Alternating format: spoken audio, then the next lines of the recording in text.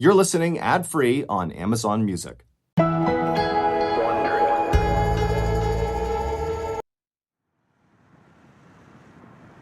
Kendall Mott kept his eyes locked on the road as he drove towards the home of his father, 58-year-old George Mott. It was 6 p.m. on March 26, 1986, and the sun was hanging low in the sky over Crown Point, which is a small country town in upstate New York. A few hours earlier, 32-year-old Kendall had received a phone call from his sister Kimberly. She had called their dad multiple times over the course of that day, but all she kept getting was his answering machine, so Kimberly was worried. Part of that worry came from the fact that their dad lived alone since he had divorced their mom a few years back. On top of that, his health was declining.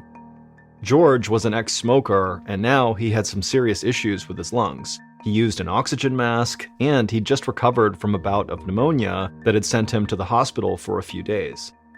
Kimberly was afraid their dad might have fallen or passed out, or maybe even something worse.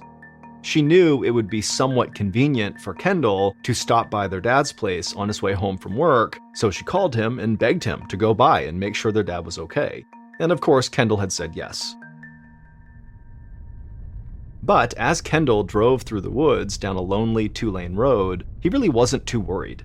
He had visited with their dad at his house 2 days earlier. George was taking his medications and was in good spirits considering all the issues he'd been dealing with. Kendall was sure there was a reasonable explanation for why George wasn't answering his phone. Maybe George's friends picked him up and took him to a local diner called the Wagon Wheel, where Kendall knew they liked to hang out.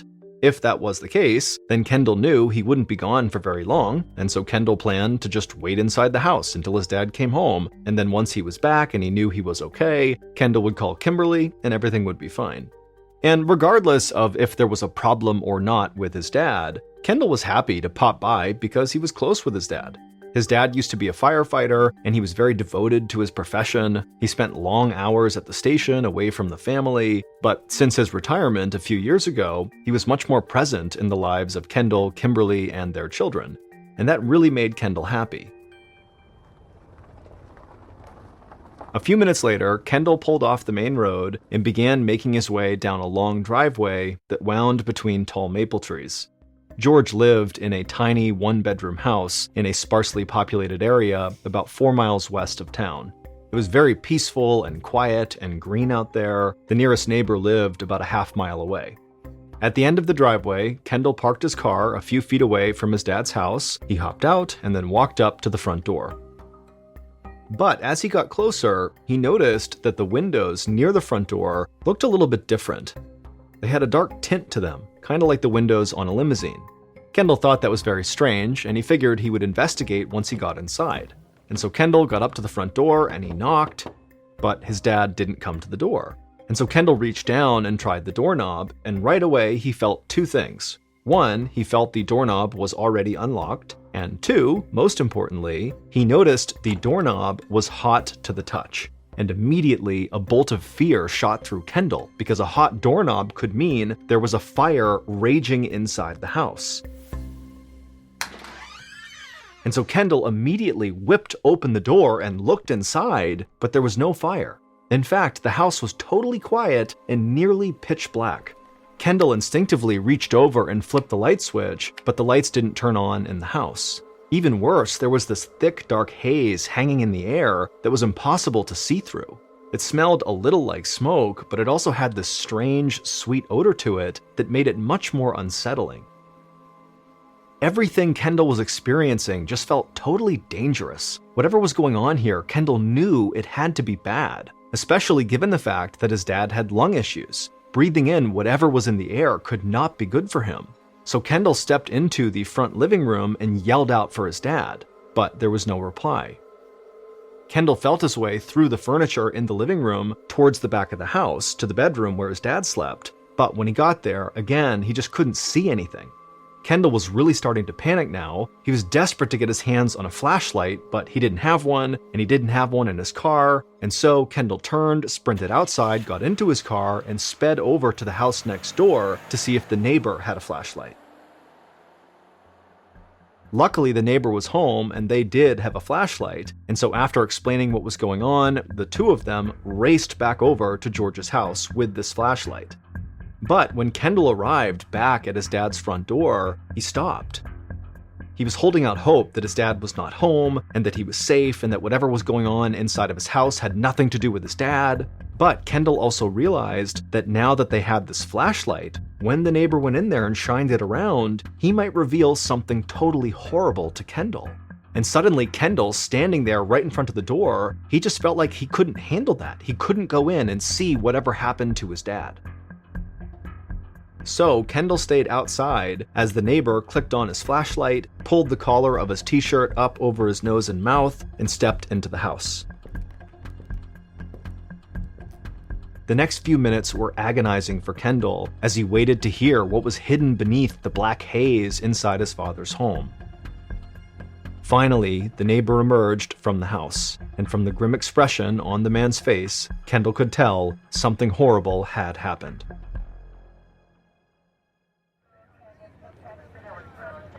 Within the next hour, the house was filled with inspectors from the local police and fire departments, and all of them were deeply confused by the scene laid out before them.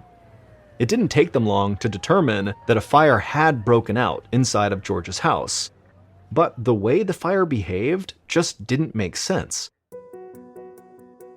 As the inspectors stepped through the front door and into the living room, they could see that there was a layer of black soot covering everything. But nothing in the room was actually burnt. It was clear that it had gotten very hot inside of that house. Sitting on a table in the middle of the room were 3 pill bottles that had all melted together into one plastic clump. There was also a nail hammered into the wall, and hanging from it was the metal handle of a fly swatter. But the flat plastic square that actually swats the flies, that part had melted off. Inspectors found other plastic objects in the living room that were warped or liquefied, but there was plenty of other stuff inside the house that should have melted, but for some reason didn't. There was a plastic model of an old sailing vessel that sat on the coffee table not far from the fly swatter and pill bottles, but it looked as good as new. There was also a stack of cassette tapes that sat next to the stereo that looked unaltered and ready to be played. The right side of the living room opened out into a small kitchen. George had decorated the sides of the refrigerator with colorful wallpaper, and that paper showed 0 signs of burning. But inside the refrigerator was a totally different story. The butter was completely melted, along with the plastic butter dish. In the meat drawer was an unopened package of hot dogs, and they were all cooked. The inspectors struggled to comprehend what actually happened. How could a refrigerator turn into an oven on the inside while the outside of it was totally unaffected by the heat? And things got even weirder as the inspectors moved to the back of the house to George's bedroom. As they stepped inside, inspectors could see the TV on George's wooden dresser was caved in on the top, where the plastic shell had melted down into itself. But the dresser it was sitting on was good as new, aside from the layer of soot that covered it. In the corner of the bedroom was George's oxygen machine.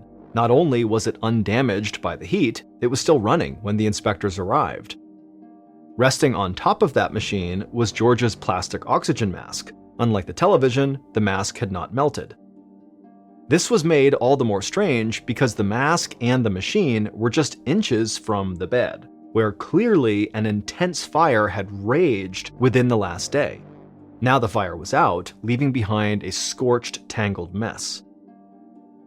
The wooden bed frame was charred in places, but it was still standing up. The mattress, however, was totally destroyed. The stuffing was all burnt up, and the net of metal mattress springs were melted in a way that made them curve down into a V shape under the bed. You could actually see through those springs and underneath the bed, where a large hole had burned through the floorboards. But as the inspectors crouched down to take a closer look into that hole, they could see that something else had burned up in this strange fire. Tangled in the mattress springs was a man's foot, burned off near the ankle. Near the headboard was a charred fragment of a human skull. Beyond that, they found tiny piles of fine black ash in the wreckage of the bed, as well as in the crawl space beneath the floorboards. Those ashes, along with the foot and the skull fragment, were all that remained of Kendall's father, George Mott. Before he died, George was a pretty big, sturdy guy, weighing in over 180 pounds. What was left of him now weighed about 3 pounds, easily fitting inside a shoebox. The confusion amongst the inspectors only continued to grow after finding George. George wasn't just burned, he essentially had been cremated. Cremation is the process where a dead body is burned to ashes, and it requires an immensely hot fire that burns inside of a special oven. Yet somehow, here George was, reduced to ash by this bizarre fire that only affected small portions of the house. It just didn't add up. If the temperature in the bedroom was hot enough to cremate George, how on earth was the house even still standing? But there was yet another mystery hanging over the scene. How did a fire as powerful as this one get ignited in the first place? The inspectors checked the electrical outlets, they checked the gas lines that ran in the crawl space under George's bedroom, they completely dismantled the gas furnace that straddled the bedroom and the living room, and they could not find a single shred of physical evidence that might explain how George caught on fire. A few days later, the New York State police inspectors finally just gave up. They couldn't see any signs that foul play had occurred, so they filed a final report that simply stated that George's death was, quote, accidental. Then they closed the book on the case. But there was one inspector with the Essex County Fire Department who wasn't ready to give up so fast. That man's name was Tony Moret. Tony was 37 years old and had worked in the fire department since he was 16. He had known George Mott personally, they'd worked side by side as firemen, and Tony really liked George. So he was determined to find out what really happened to his friend. On top of all the weird anomalies they found at the scene of the fire, Tony was puzzled by one more thing. He knew George was obsessed with fire safety. Tony just couldn't believe that George would be careless enough to accidentally set himself on fire. But after hundreds of hours exploring every possibility for what could have happened to George, he was getting really frustrated. Tony knew a lot about the science of fire, but none of those scientific rules seemed to apply to what he was observing inside of George's house. Finally, one of Tony's colleagues gave him a tip about an organization down in Harrisburg, Pennsylvania that might be able to help. They were called Parascience International, and they specialized in the study of strange phenomena that couldn't be explained by traditional science. Tony was hesitant at first. When he thought of the paranormal, he thought of things like Bigfoot and UFOs and the Loch Ness Monster. To him, any organization that believed in those sorts of things was an organization he couldn't really take seriously. But he was desperate to find out what happened to George, and his own investigation had reached a dead end, and so he didn't really have anything to lose by considering a different perspective, even if it was totally unorthodox. So, in April of 1986, a few weeks after George's ashes were discovered, Tony took a deep breath, then picked up the phone and made the call to Parascience International.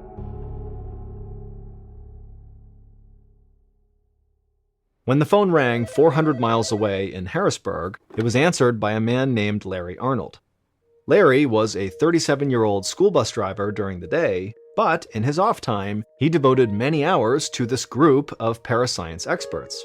For the last 10 years, Larry had worked with them to investigate many strange and unusual events. But Larry's greatest passion was studying fire phenomena that defied explanation. So when Tony told Larry what he needed help with, Larry was immediately interested. Larry listened intently as Tony flooded him with details about the strange case of George Mott. The body reduced to fine ash, the lack of damage to things near the body, the inexplicable pattern of melting and burning throughout the house. The more Larry heard, the more intrigued he became. And so by the end of this call, Larry said he'd be happy to drive up to Crown Point, examine George's house, and see if he could make any sense of it. And a few weeks later, that's just what Larry did. When he arrived in Crown Point, he met with Tony at George's home.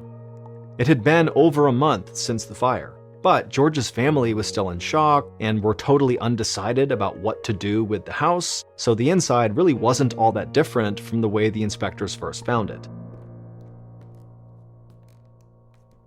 As soon as he stepped through the door and into the living room, Larry noticed that the shelves and the tabletops all had a strange glaze on them. It wasn't just soot or ash that you could brush away with your hand. It was almost like baked on, like melted caramel. Right away, a picture began to form in Larry's mind of what could have happened the day George caught on fire. And so Larry headed straight to the back of the house and into George's bedroom. George's remains had been removed, but Larry could still see the area that had burned and how it hadn't spread beyond the bed and the hole in the floorboards. Larry, like every other inspector who had been inside of George's home, couldn't find anything nearby that could have possibly ignited the blaze, but to Larry Arnold, that actually wasn't the least bit surprising. Tony and the other investigators had never seen anything as confounding as this case, but Larry had. It was extremely rare, but in his research for Parascience International, Larry had uncovered about 200 recorded cases that were similar to George Mott's. For example, in the year 1725, a Parisian innkeeper found his wife had burned down to a pile of ashes in the middle of their kitchen floor. Nothing around her was damaged from this fire, not even the wooden cooking utensils that laid close to her charred remains. In 1951, a landlady visited one of the tenants of her apartment building in St. Petersburg, Florida. When she grabbed the doorknob, she found it hot to the touch, and when she opened the door, she found the tenant's body had been incinerated into ashes, except for her skull and one of her feet. Inches away from the body was a pile of newspapers that showed no signs of burning. Another example, in 1970, an 89-year-old widow was found burnt down into a pile of ashes in her home in Dublin, Ireland. The only recognizable remains were her 2 feet, which were burnt off near the ankles. She had a vase with plastic flowers sitting on a table in the center of the room. The flowers had melted into a puddle, but everything else in the room appeared to be more or less untouched.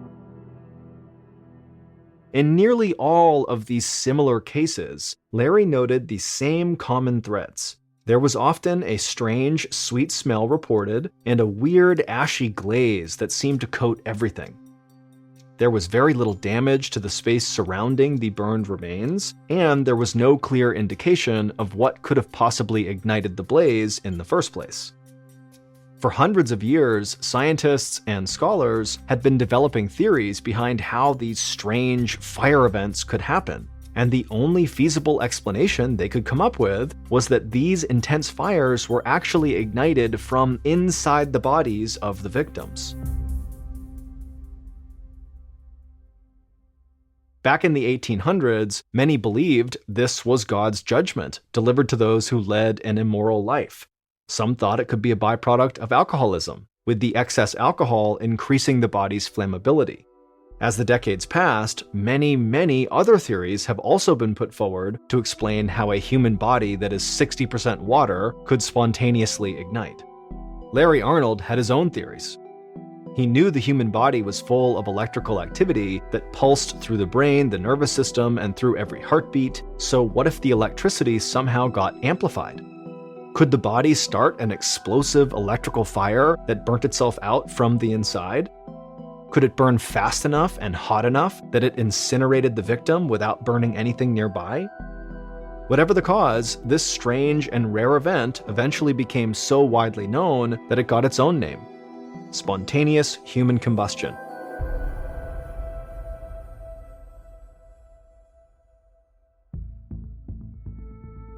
When Tony heard Larry's theory, he thought it sounded crazy, but he also thought it made more sense than any other explanation he'd heard for what happened to George.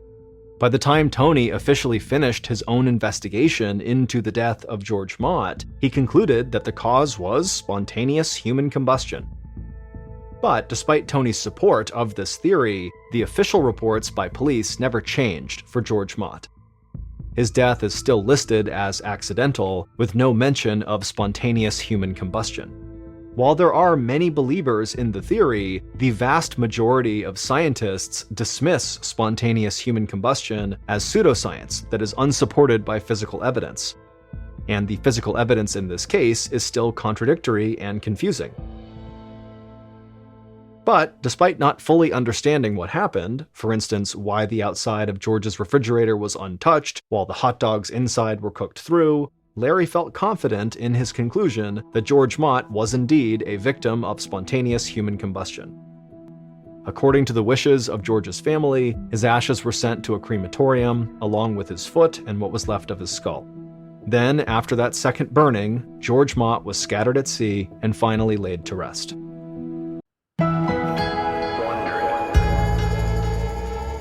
On the morning of February 2nd, 2012, a young man pulled off a 4-lane highway in Anchorage, Alaska, into a large, snowy parking lot. He passed by dozens of parked cars until he arrived in front of this small shack that was brightly teal-colored. It was a popular coffee shop called the Common Grounds, and this young man worked as a barista there. After he parked his car, he walked up to the white door employee entrance to this little building, and he got his key out and he went to unlock the door, but when he turned the key, he saw the door was already unlocked.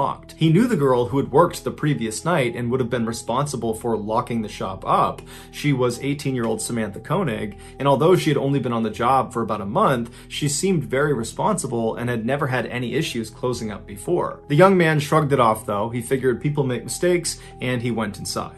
Right away, he noticed that a couple of things just seemed out of place. It was like Samantha must have just left in the middle of her shift without even attempting to clean up. There were napkins on the ground, there were towels out, there were cups still out. And so as this young man is walking over to the cash register to unlock it, he's running through scenarios in his head about how Samantha could have been so sloppy. And then he reached down with his register key, and just like the door, the cash register was already unlocked. When he pulled the tray out, all the money was gone. And that's when he knew they had been robbed.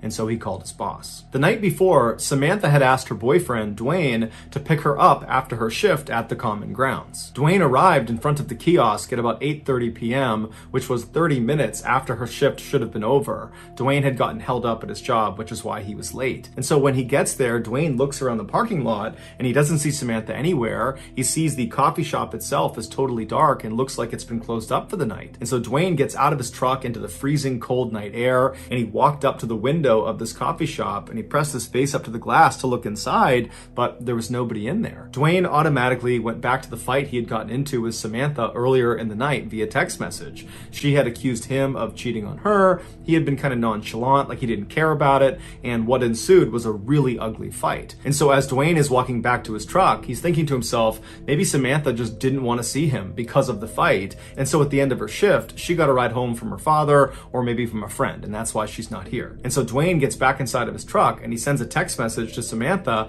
asking if she's okay, if she's gotten home. But after several minutes of no response from her, Dwayne, even though they were fighting, he still cares an awful lot about his girlfriend. He decides, I gotta go by her house and make sure she's there and that she's okay. And so a couple minutes later, he gets to her house, he goes up to the door, and her single father, James, answers the door. Dwayne explains that he didn't see Samantha after her shift and just wanted to make sure she was here. But James says, she's not here. I have no idea where she is. I haven't spoken to her. And so the two men go into James's kitchen, they sit down, and they start texting and calling Samantha to try to figure out where she is. And after a couple of minutes, Dwayne's phone lights up, and it's a text message from Samantha. And the message clearly indicates that she's still very upset with Dwayne, but she's saying that she needs some time to think and that she's going to be with some friends for a couple of days, and would he, Dwayne, let her father know where she was. And so Dwayne shows James the text message, and Samantha's father looks at it, and he's thinking to himself, this is very uncharacteristic of Samantha. He had raised Samantha since she was 2 years old, and they were very close. They shared everything with each other. It didn't make any sense that she wouldn't contact him directly to say that she was going to be out with friends for a couple of days. And it didn't make sense that she would ignore all of his phone calls and text messages when clearly he was worried about her. The two men stayed up super late, calling and texting, hoping to get more information from Samantha, but she never responded. She never texted back. And so the following morning, when neither man had gotten any more messages from Samantha,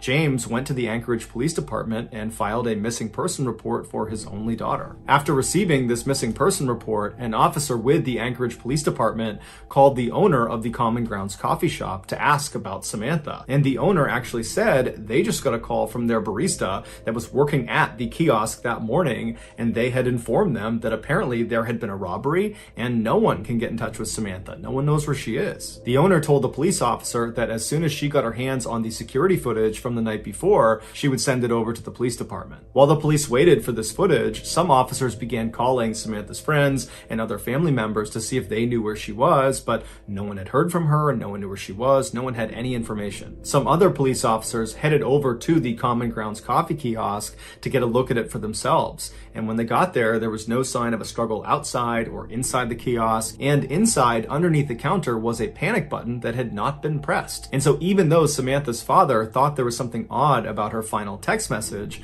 the police began operating under the theory that Samantha had robbed the kiosk and then left of her own accord. But what confounded police was how Samantha actually physically got away from the coffee shop. She didn't have a car that night, and she couldn't have just walked away because the weather was way too miserable and cold outside, and Anchorage is just not really a walkable city. And so if Samantha was telling the truth, that she was just taking a couple of days to be by herself with some friends at their place, then why didn't any of her friends know where she was? This question was answered later that day when the owner of the coffee shop made the security footage available. The footage, which has no audio, picks up around 8 p.m. on February 1st, 2012, which was the night Samantha went missing. It shows Samantha inside of the kiosk. She's working alone, she's cheerful, and she's busy. And then at some point, someone that we can't see, they're outside of the camera's range, comes up to the window and orders a drink. Samantha clearly turns to them, acknowledges their drink order, and turns and begins making this drink. And then after she's done making it, she turns to give it to this person, and immediately Samantha steps back and puts her arms up. And then seconds later, she reaches over and turns off the lights inside of the kiosk, and then she gets down on her knees with her back to the window. She stays in that position, not talking, not moving, for about a minute before she slowly stands up and walks down the kiosk towards the cash register. She opens it up, she scoops some money out of it, and then she walks back to the window and appears to hand it to a shadowy figure on the other side of the window. And then Samantha turns, kneels again with her back to the window. 2 more minutes go by before this person outside the window leans their entire upper body inside of the coffee shop. They reach down and they appear to tie Samantha's hands. Now, because it was dark inside of the kiosk, the footage winds up being extremely grainy, and there's no way to identify who this figure is. Although it's fairly obvious that it's a male. He's wearing a big sweatshirt and he's got a hat pulled down low over his face. After this mystery man is done tying Samantha's hands, he leaps through the window and then shuts the window behind him. And then he stands Samantha up, he puts a gun into her back, and then he marches her out the employee door and then out across the lot, all the way to a white pickup truck where he puts her inside and they drive off. Over the next couple of days, the police and also the FBI, who had been called in to be a part of this investigation, they just kept hitting dead end after dead end because there was no evidence. All they had was this surveillance footage that was too grainy to tell who this guy was that took Samantha. Meanwhile, Samantha's father, James, had rallied the support of nearly all 300,000 people that lived in Anchorage to go out and look for his daughter. His efforts were so profound, it had attracted major news outlets across the country, and suddenly his daughter's story had grabbed national headlines everywhere. This led to strangers donating thousands of dollars to fund a reward for anybody that had information about Samantha's whereabouts. But despite this reward growing in size every single day, and the national news media becoming increasingly more interested in this case, no one came forward with useful information that led to developments in this case, and Samantha never got in touch with Dwayne or her father. Then on February 24th, so 3 weeks after Samantha's gone missing and no one's heard from her, Dwayne got a text message from Samantha's phone, and it was directing him to a particular sign inside of a nearby public park. And so Dwayne and James read this text, they shared it with the police department, and then they raced to this park and actually beat the police there by about 15 minutes. And so Dwayne and James, they walk through the gates and they start walking down this main trail, and they stop in front of this sign. It was actually a bulletin board, and tacked on the bulletin board was a Ziploc bag inside of which was a typed ransom note, and on the ransom note, literally Xeroxed onto it, was a black and white photo of Samantha. And in this photo, Samantha looks kind of dazed, like she's got a blank expression, and she's not really looking at the camera, she's looking just to the side of the camera. And then in this picture, a man is holding a copy of the Anchorage Daily News newspaper that's dated February 13th, 2012. 2012. This was a proof of life photo where Samantha's captor was holding up that newspaper to indicate that Samantha was alive as of February 13th. And so to everybody involved in this case, including Samantha's father, even though this is still not a good situation at all, it was kind of a relief to know that at least as of last week, Samantha was alive. As for the demands of this ransom note, James was told to deposit $30,000 into his daughter's account immediately, and if he did that, she would be released 6 months later. As advised by the FBI, James deposited a portion of the ransom money into his daughter's account, and then the FBI just waited and watched, because they knew if anyone tried to withdraw money from that account, they could track where the card was. A few days later, 3 separate withdrawals were made within Anchorage, but each time the FBI got a notification about one of these withdrawals, they would rush to the scene, and whoever it was that had tried to make this withdrawal was long gone. When they pulled the security footage from these 3 different ATMs, the person that was making these withdrawals was a man wearing a ski mask and big sunglasses, so they had no way to identify him. After these withdrawals, the account went silent for over a week, and in that time, there was no word from Samantha. Then on March 7th, more withdrawals were made, but they were in Arizona, and then New Mexico, and then in Texas. Again, authorities would rush to these ATMs, but they would get there right after the masked man with sunglasses had just left. But there was a break this time. In one of these surveillance videos from one of the Texas ATMs, they spotted the car this guy was getting into before he left. And it was a small sedan, it was a white Ford Focus, and they saw him leave going east on a Texas highway. And so authorities in Texas were told to look out for this particular car in this part of Texas. And sure enough, on March 13th, a Texas patrolman spotted the car sitting in a hotel parking lot. He waited nearby until a man in his 30s walked out of one of the hotel rooms, walked down and got inside the car, and then this patrolman just kind of followed him and looked for any reason to pull him over. And as he had his radar gun on this guy, he noticed he was going 2 miles per hour above the speed limit, and so he pulled him over. The patrolman got out, he walked up to the driver's side window, the window was already down, the man was very calm. The patrolman asked him for his license, and the guy handed him an Alaskan license. His name was Israel Keys, he was 34 years old, and he lived in Anchorage. The patrolman knew this was the guy. He called in backup, and before long they were searching Keys' car, and in the trunk they found a ski mask along with other clothes that matched the description of the guy who was making withdrawals from these different ATMs. They also found a gun, as well as Samantha's cell phone and debit card. After Keys was arrested and was brought into custody, he denied having any involvement with Samantha's disappearance. But after being presented with the overwhelming evidence that suggested otherwise, he caved and said yes, he would tell them the full story of what happened to Samantha, but they had to get him an Americano coffee, a peanut butter Snickers, and a cigar. Once he had said items, he began to speak. And what he said was so disturbing and so graphic, the FBI still has not released the full transcript of his confession. Here is the version of events based on what was made public. On February 1st, 2012, Keys decided he was going to rob the Common Grounds coffee kiosk. He walked up to the window expecting there to be some teenager working inside, and he was right. It was Samantha. He asked her for an Americano, and while she turned to make his drink, suddenly his plan changed. Not only was he going to steal money from inside of this coffee shop, he decided he was going to steal Samantha from this coffee shop. When she turned back with his drink and handed it to him, he discreetly pulled his gun out and aimed it at her and told her this was a robbery. That's when she backed up and put her hands up, and then she turned around, he tied her hands, he jumped back inside, and then he said after he shut the window, he jammed napkins inside of her mouth so she couldn't make any sound, and then he marched her out the door, outside, into his car, and they took off. Once they were in the vehicle, he pulled the napkins out of her mouth, and he told her if she tried to escape or if she tried to flag anybody down that he would just kill her. And so he said she was very obedient, she was obviously very scared, but she was trying to do her best to stay composed. At some point, Keys reached over and took her phone and sent that text message to her boyfriend informing him that she was going to be spending a couple of days with friends and that he should tell her father. And then Keys told Samantha he was going to be holding her hostage and trying to extract some ransom money. Samantha told Keys that her family was very poor and that he wouldn't get much money out of them, to which Keys said, "Don't worry about it, I know they'll raise money and they'll come up with it somehow." Then they drove around Anchorage for several hours, periodically stopping so Samantha could get out and relieve herself, other times so Keys could smoke a cigar. Then around midnight, Keys made his way back to his house and he pulled into the driveway and he turned to Samantha and he had her go in the back seat and lie down, and he put some tarps over her and he told her if she tried to escape, he would kill her. And then Keyes got out and he walked inside of his house where his 10-year-old daughter and his girlfriend were fast asleep.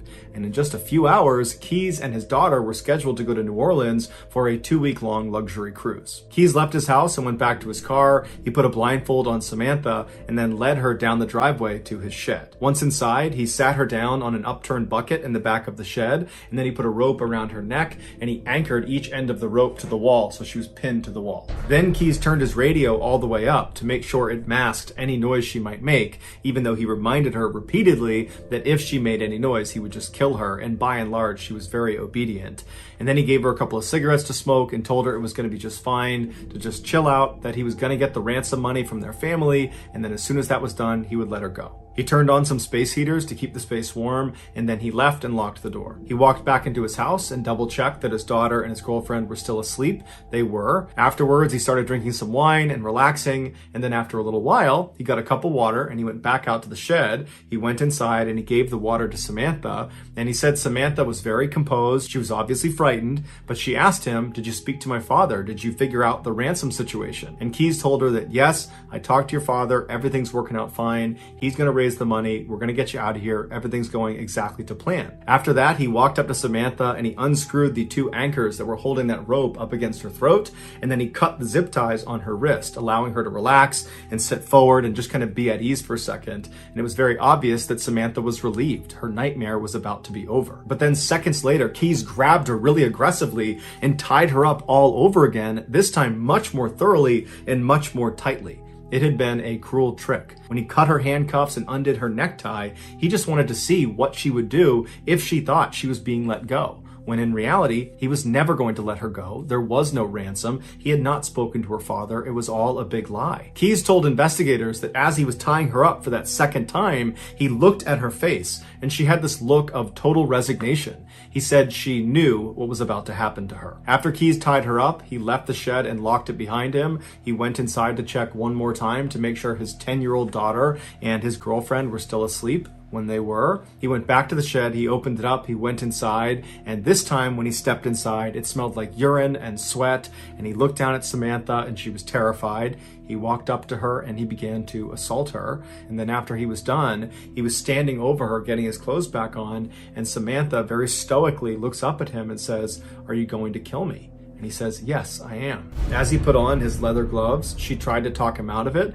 but he said there was no other way. Keyes would tell investigators that he was very impressed with Samantha's bravery. Shortly before 4 a.m., Keyes drove a knife into Samantha's back before choking her until she stopped moving. He told investigators that she never made a sound. After she was dead, Keyes left the shed and locked it behind him. He went into his house, he took a shower. Afterwards, he woke up his daughter and told her to start getting ready because they were leaving soon for the airport. While his daughter was getting ready, Keyes went back out to the shed. He went inside, he rolled Samantha's body up in a tarp and pushed her towards the back. He unplugged the space heaters, turned off the lights, turned off the music, and then double locked the shed and went back inside the house to make his daughter breakfast. At 5 a.m., a cab showed up at the house and Keyes and his daughter hopped inside and they made their way to the airport and then on to New Orleans, where they went on their 2-week-long vacation. After they got back, Keyes went inside of his shed, he unrolled Samantha from her tarp, and by his account, she still looked fairly lively, and so he dressed her in some new clothes, he put lots of makeup on her face, he braided her hair, and then he stitched her eyelids open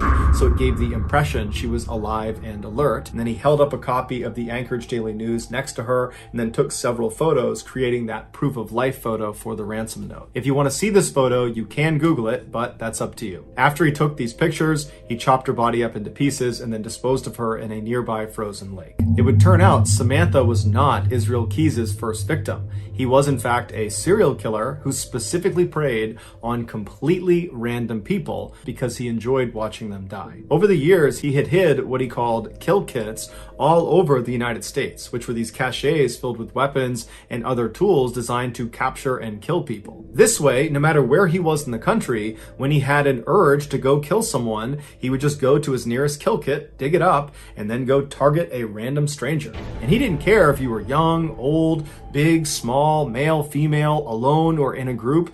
Everyone was a target of opportunity. Keyes told investigators that as soon as he saw Samantha inside of that coffee kiosk, instantly he knew he was going to kill her. Everything about the ransom, the robbery, all of it was just a lie to keep her in line, to give her some hope that she might get out of this alive. when in reality, the second she walked outside of the doors of that kiosk, she was dead. Keyes admitted to killing Samantha as well as an older couple up in Vermont, but he would take his own life in a jail cell in December of 2012 before he named any of his other victims. And so to this day, we have no idea how many people he killed. The best guess is 11 based on a drawing he made in his jail cell, but